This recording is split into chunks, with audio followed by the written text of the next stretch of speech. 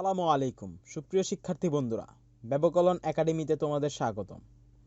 আজ আমরা দেখব এসএসসি 2021 পরীক্ষার্থীদের বাংলাদেশের ইতিহাস ও বিশ্ব সভ্যতার প্রথম অ্যাসাইনমেন্ট। চলে আসো আমরা দেখে নেই আমাদের প্রশ্নে কি বলেছে। অ্যাসাইনমেন্টটি ছিল মানব জীবনে ইতিহাস শীর্ষক প্রবন্ধ 300 শব্দের মধ্যে লিখতে বলেছে।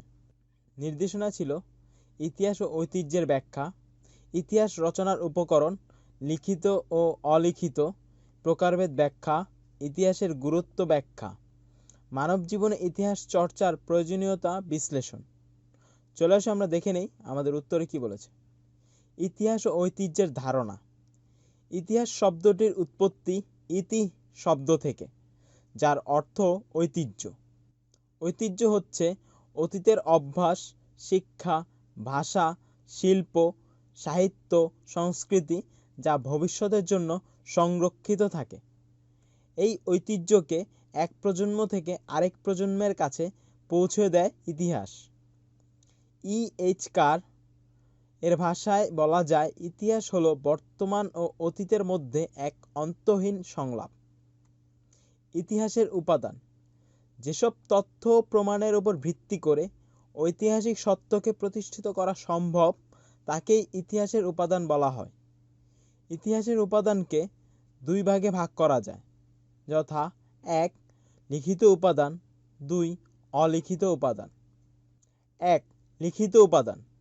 ইতিহাস রচনার লিখিত উপাদানের মধ্যে রয়েছে সাহিত্য, বৈদেশিক বিবরণ, দলিলপত্র ইত্যাদি। বিভিন্ন দেশি বিদেশি সাহিত্যকর্মেও তৎকালীন সময়ের কিছু তথ্য পাওয়া যায়, যেমন বেদ, কৌটিল্যের অর্থশাস্ত্র, কলহনের রাজতরঙ্গিনী, মিনহাজুস সিরাবে তবকাদি নাসিরি, আবুল ফজলের আইনি আকবরী ইত্যাদি। 2. অলিখিত উপাদান। যেসব বস্তু বা উপাদান থেকে আমরা বিশেষ সময়, স্থান বা ব্যক্তি সম্পর্কে বিভিন্ন ধরনের ঐতিহাসিক তথ্য পাই, সেই বস্তু বা উপাদানই প্রত্নতত্ত্ব নিদর্শন। প্রত্নতত্ত্ব নিদর্শনসমূহ মূলত অলিখিত উপাদান, যেমন মুদ্রা, শিলালিপি, স্তম্ভলিপি, তাম্রলিপি, ইমারত ইত্যাদি। ইতিহাসের প্রকারভেদ।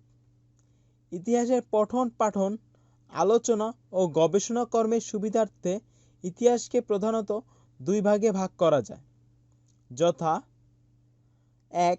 ভৌগোলিক অবস্থানগত ইতিহাস, 2. বিষয়বস্তুগত ইতিহাস। 1. ভৌগোলিক অবস্থানগত দিক বা ভৌগোলিক অবস্থানগত ইতিহাস। যে বিষয়টি ইতিহাসে স্থান পেয়েছে তা কোনো প্রেক্ষাপটে রচিত, স্থানীয়, জাতীয় না আন্তর্জাতিক। এভাবে ভৌগোলিক অবস্থানগত দিক থেকে শুধু বোঝার সুবিধার্থে ইতিহাসকে আবার 3 ভাগে ভাগ করা যায়, যথা স্থানীয় বা আঞ্চলিক ইতিহাস, জাতীয় ইতিহাস ও আন্তর্জাতিক ইতিহাস। 2. বিষয়বস্তুগত ইতিহাস। কোনো বিশেষ বিষয়ের উপর ভিত্তি করে যে ইতিহাস রচিত হয় তাকে বিষয়বস্তুগত ইতিহাস বলা হয়।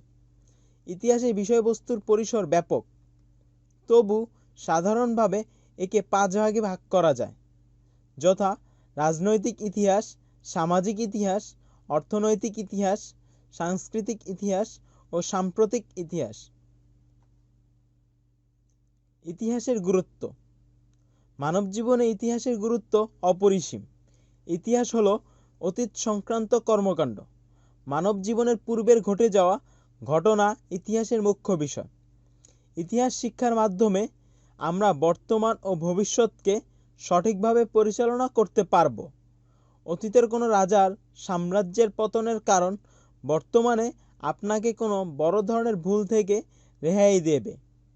মানব জীবনে ইতিহাসের গুরুত্ব অপরিসীম, তাই আমরা ইতিহাস পাঠ করব এবং জ্ঞান অর্জন করব। ইতিহাস পাঠের প্রয়োজনীয়তা।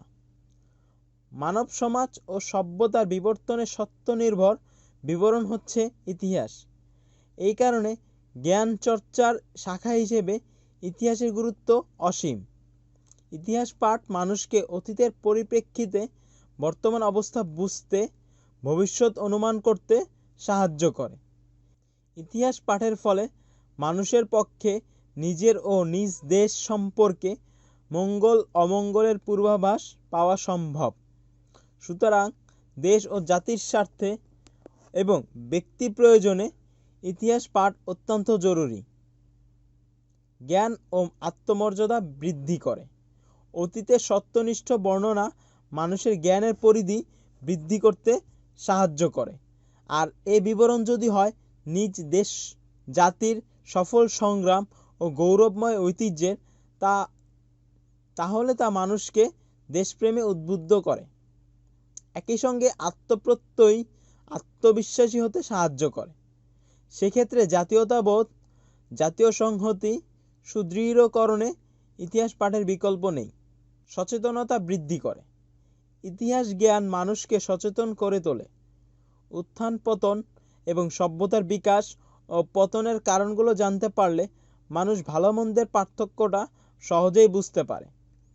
ফলে সে তার কর্মের পরিণতি সম্পর্কে সচেতন থাকে। দৃষ্টান্তের সাহায্যে শিক্ষা দেয়। ইতিহাসের ব্যবহারিক গুরুত্ব অপরিসীম। মানুষ ইতিহাস পাঠ করে ঘটনাবলী দৃষ্টান্ত থেকে শিক্ষা নিতে পারে। ইতিহাসের শিক্ষা বর্তমানের প্রয়োজনে কাজে লাগানো যেতে পারে। ইতিহাস দৃষ্টান্তের মাধ্যমে শিক্ষা দেয় বলে ইতিহাসকে বলা হয় শিক্ষণীয় দর্পণ। এই ছিল আমাদের আজকের এসএসসি 2021 পরীক্ষার্থীদের বাংলাদেশের ইতিহাস ও বিশ্ব সভ্যতার প্রথম অ্যাসাইনমেন্ট। যারা আমাদের চ্যানেলে নতুন তারা অবশ্যই আমাদের চ্যানেলটি সাবস্ক্রাইব করে বেল আইকন বাটনটি অন করে দাও।